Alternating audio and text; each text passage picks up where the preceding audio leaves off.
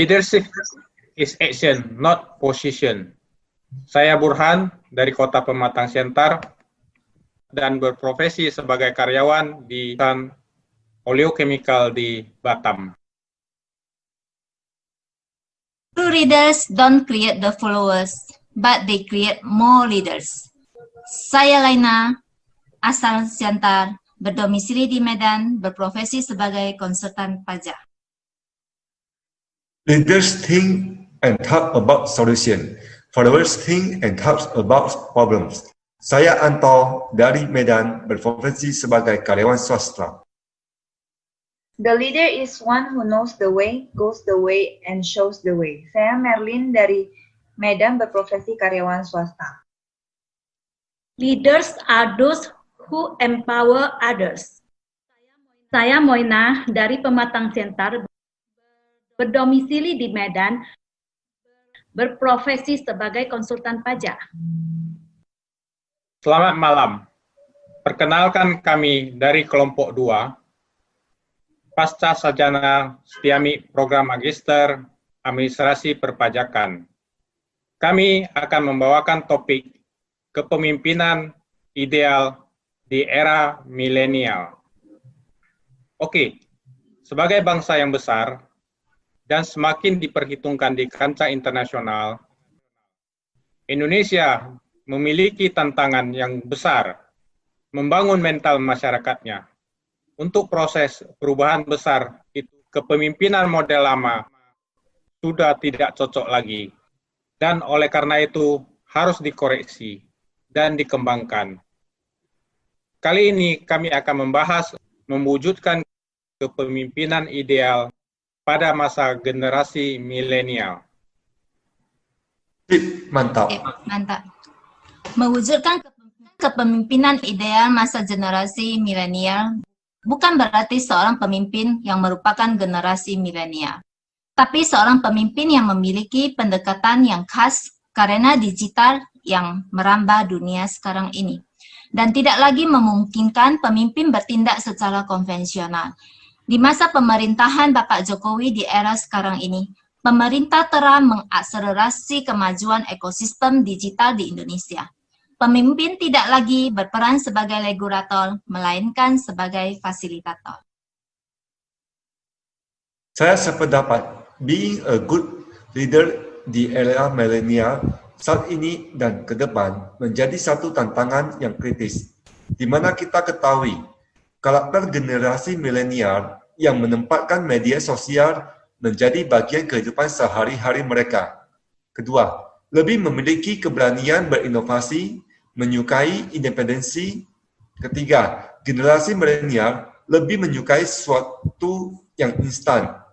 Dari karakter tersebut, Bapak Jokowi merupakan figur yang ideal sebagai pemimpin, di mana pola kepemimpinan yang diterapkan beliau adalah memakai pola komunikasi dengan generasi milenial dengan menempatkan staf khusus dari kalangan milenial.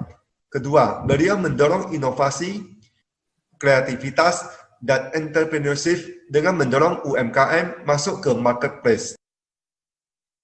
Kayaknya kalian kompak nih, membahas sosok Jokowi. Sangat menarik. Pemimpin ideal di era milenial berasal dari orang yang bukan milenial. Oke, kita lanjuti perbincangan tentang beliau. Karakter bagaimana dikatakan pemimpin yang ideal di era milenial ini? Pastinya memiliki karakter digital mindset, di mana mayoritas millennial leader menyukai proses yang fleksibel disebabkan kecanggihan teknologi membuat orang bisa bekerja di mana saja dan kapan saja. Kedua, pemimpin itu memiliki karakter observer dan active listener, karena kaum milenial akan sangat menghargai dan termotivasi jika diberikan kesempatan untuk berbicara dan berekspresi. Ketiga, agile. Pemimpin agile digambarkan pemimpin yang cerdas, cepat beradaptasi, lincah dalam memfasilitasi perubahan. Keempat, inklusif. Pemimpin yang berbaur dan menghargai setiap pemikiran yang ada dan berbeda. Kelima, brave to be different. Ini singkatnya mematahkan kebiasaan suka membenarkan yang biasa daripada membiasakan yang benar. Terakhir, unbeatable. Mindset pantang menyerah harusnya dimiliki semua pemimpin, apalagi dalam memimpin di era milenial yang lekat dengan sikap malas, manja, dan merasa paling benar. Dan semua karakter di atas ada pada Bapak Jokowi. Seperti yang dipaparkan Pak Anto tadi tentang pola kepemimpinan ideal, tadi yaitu pola komunikasi.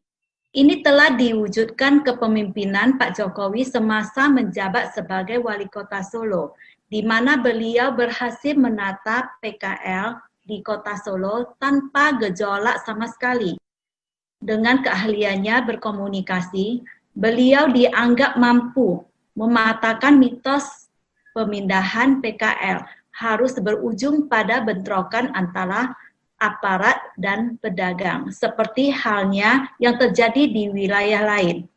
Semasa kepemimpinan beliau sebagai Gubernur DKI sebelum menjabat sebagai Presiden, beliau merubah kebijakan memangkas birokrasi dengan mempermudah perizinan, sedangkan karakter kepemimpinan ideal yang dipaparkan Ibu Melin tadi mengenai digital mindset.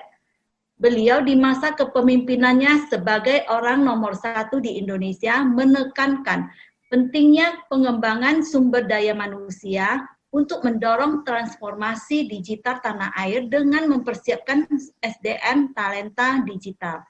Dan sesuai pemaparan teman-teman, saya setuju kalau Pak Jokowi sudah tepat sebagai tokoh kepemimpinan ideal masa era digital saat ini. Kalau boleh saya tambahkan, pemimpin ideal untuk Indonesia harus tegas. Saya ambil contoh. Korea Selatan mengalami krisis hampir bersamaan dengan Indonesia sekitar tahun 1998 sampai 1999. Perekonomian negara itu bahkan sudah bangkit sejak 2000 dengan tingkat pertumbuhan fantastis, sekitar 8,8%.